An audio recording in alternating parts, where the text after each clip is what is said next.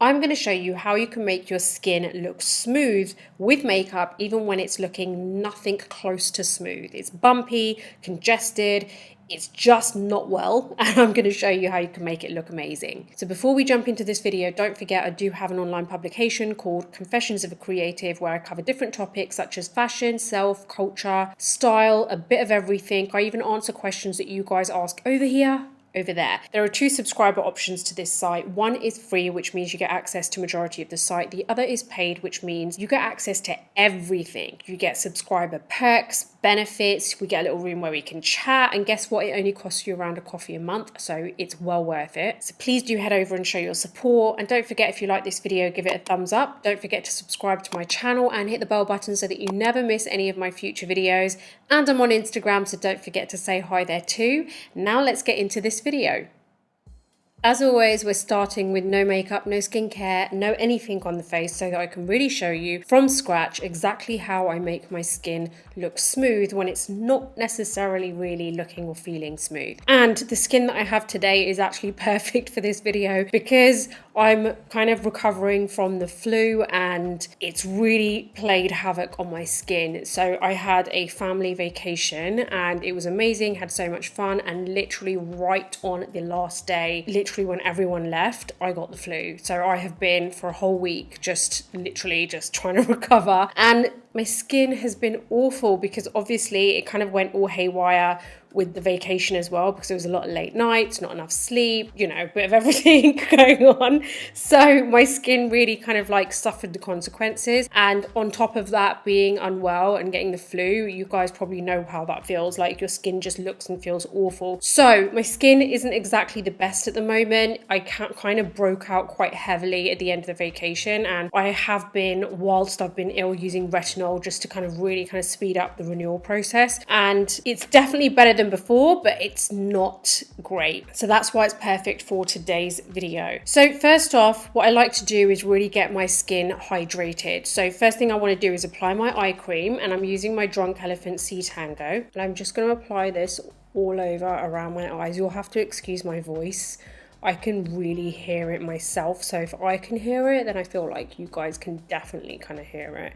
Like I just feel like I run out of breath really easily at the moment because I'm still not fully, 100%. So, okay, I've put my eye cream on, and now I want to go straight into my moisturizer. Now, when I am trying to make my skin look smooth, I really don't want to go too heavy with like loads of skincare because I really like to keep it simple. Just because I feel like when my skin isn't exactly its best, the more layers I kind of apply, the more kind of the possibility is of my skin becoming more congested, because it's just my skin the way that it is. I'm also extremely dry around the nose because of obviously sneezing so much. Thankfully, that side of the flu has gone, but everything else is still there. I feel like I might as well just whisper in this entire video because that's how I feel like my voice is. Like just speaking at a normal level just feels like my voice is just gonna like go.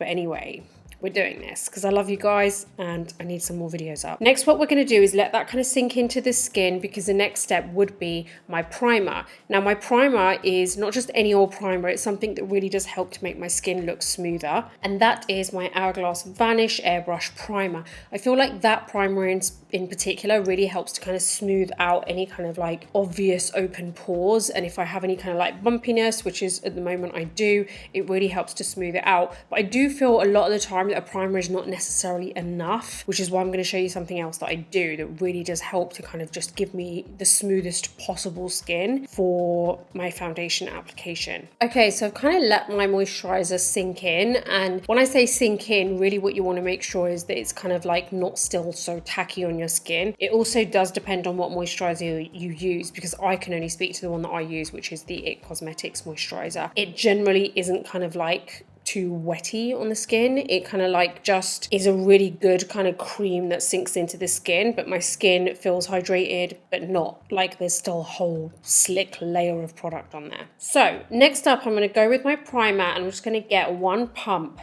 This pump is usually enough for me to be able to kind of like really smooth out my skin in all places. Usually the areas that I find that my skin is not necessarily that smooth is around the cheek area, because I can really see kind of acne scars and things like that. So first thing I usually do is put majority of the product just along these areas here. And then whatever's left on my fingers, I kind of like just take it onto other areas. Now what I do is I smooth it with the flat, like the full kind of part of my finger.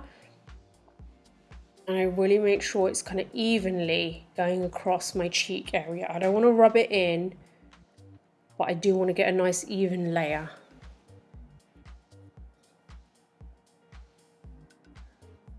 And I really make sure I go on the sides of the nose, because I see some major open pores there sometimes. There you go. Now I haven't rubbed it in, I've smoothed it over the skin. Now it's really important that you let this kind of like settle down. You don't want to kind of do anything to it while it's still kind of wet. So you want to let that kind of work its magic, settle, whatever you want to call it, and then we can move on to the next step. Now this is the interesting part, because we're not actually going to go straight in with foundation. We're actually going to go in with a dusting of powder. Now you can't just go in with any powder. I would highly recommend making sure that you use a powder which is ultra fine. Now you can use something like the Makeup Forever Ultra HD powder, which is what I'm going to use. You could use the Florasis powder, which is another powder that you probably heard me or seen me recently use, which is ultra fine too. Something like the Laura Mercier setting powder, the translucent setting powder, just isn't going to be fine enough. It's quite a chunky powder and it is going to leave more kind of residue on your skin than you actually want for something like this. So what you want to do is get a large kind of powder brush. You don't want to apply too much to this brush. So you literally just want to get a kind of like, I've covered the brush like this, you can see, just take all the excess off. And then you are just going to dust over your cheeks. So basically the areas that you know that you don't usually get that smooth. You know, the areas that you kind of struggle with when it comes to getting that really nice smooth finish. I wouldn't recommend putting this on areas that are already quite dry. I don't know if you can already notice, but like you can see how it kind of obviously does mattify the skin because of the powder. But if you kind of like just glide your finger across your skin, don't rub, you'll actually feel how much more smoother it feels too. And then we're going to move on to the next step. Now, what's really important about this next step is the application technique that you use. You can't just kind of use a brush and just start, you know, spreading it over the skin. Well, you can if you want, but ultimately what I'm doing is showing you how you can get that really smooth finish to your skin and how you can get that with your makeup. So next, how you apply your foundation is really important. How you apply your concealer is really important. I'm going to go ahead and apply my foundation because I really want you guys to see how that is applied before I even go in with my concealer. I know you guys see me using my concealer first before applying foundation majority of the time, but I do like to mix it up on here just so that the videos can appeal to anyone, you know, not just people who obviously use the underpainting technique like I do. We're going to go in and use our foundation. I'm going to use my Doll 10 foundation, which is in the shade Tan Deep. And the way that I'm actually going to apply this is with my sponge. Now I've got some on the back of my hand. I am literally just going to grab my sponge and just kind of buff it into the foundation. That's how I'm doing it here.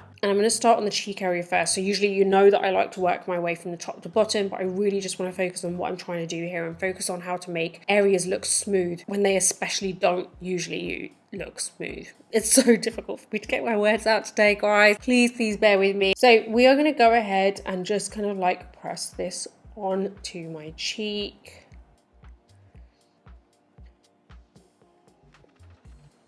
And you will actually see yourself that applying it in this way just makes everything look so much smoother. I mean, already this side of my face is just like honestly so much better already. I haven't worn makeup in like a whole week and it's been great, but at the same time I've missed it. So we've got it on half of the face now, and as you can see, it definitely is more even. Obviously that's because of the foundation, but the smoothness honestly is so much better than before. I want to go ahead and apply it on the other side now. And the reason it's really important to apply your foundation with a sponge is because we applied powder on top of the primer. So you don't really want to kind of like start brushing over that because it can really disturb that kind of really ultra thin veil of powder that we applied. We don't want to disturb any of the layers underneath. I just literally just look alive now. Just with foundation, I look alive. Anyway, I'm just going to go over my eyelids to just get rid of that redness. I am going to just set my eyelids because it really annoys me when they start creasing. So I just want to get that out of the way. So I just used the same powder, which is my Makeup Forever Ultra HD. And just pressed it in and then dusted it off. Okay, let's go in with some concealer. Really just want a little bit because I just want to show you how to kind of like apply that with a look like this. So we're going just for a very light kind of coverage. So I haven't applied a lot.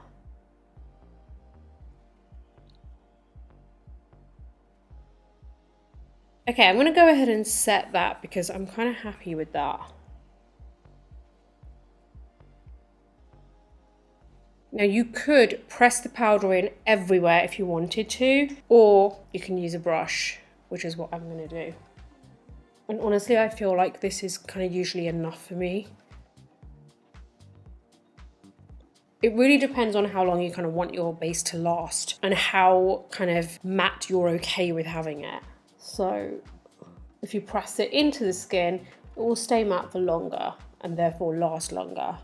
If you dust it on the skin, you'll get more of the kind of like skin-like finish quicker, but it won't necessarily last as long. Let's just very lightly sort these brows out because they're kind of, you know, just feel like they're not really here or there. I'm sure that wasn't the saying, isn't it? Like they're neither here nor there. I don't know what it is. I just know that they just don't look great. So, you know, let's just shape them a little bit.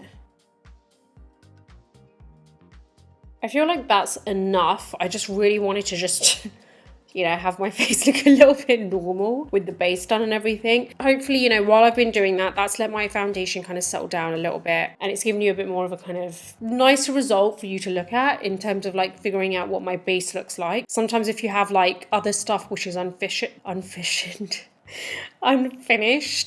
it can sometimes kind of distract from what you're actually trying to look at and make it look worse. So this kind of like finishes it off, makes it look a bit more kind of like, okay, yeah, everything's in place and now I can actually look at what I'm trying to look at, which is the skin. So I really wanted you guys to see, you know, like how smooth it can leave your skin. Obviously you guys are really going to be able to tell more when you do it face to face, like, you know, like your own face, look in the mirror and do it. You'll be able to see the difference yourself. So I really, really hope that you will go away and kind of try this out because it will really give you a better finish. And if you are suffering with skin which is not necessarily smooth at the moment, because we all go through it, I totally get it. I really want you guys to have an option there available for yourselves to be able to make your skin look smoother with your makeup. Because sometimes what happens is our skin just goes through this kind of like up and down process of being great, being really bad, being great again, being bumpy, and it's kind of like, what do you do when it's not at its best? Because you want it to kind of like look the best that it possibly can, but you don't have time to actually sort your skin out from, you know, the actual problem. Like you can't clear your skin overnight, obviously. So what can you do which you can utilize kind of makeup for to be able to give it as smooth of a finish as you possibly can? So this is what I wanted to show you. It's something that I do when my skin isn't looking or feeling its best, and I feel like it really does help me because it just kind of almost gives me that nudge to help it look a bit more flawless, even though it really is not looking flawless underneath. So I hope this has kind of helped you out and it's something that you'll try out. Let me know what your thoughts are. If you have any ideas yourself, then let me know in the comments box below. I'd love to know. And I'm sending you loads of love wherever you are in the world. If you like this video, give it a thumbs up. Don't forget to subscribe to my channel and hit the bell button so that you never miss any of my future videos.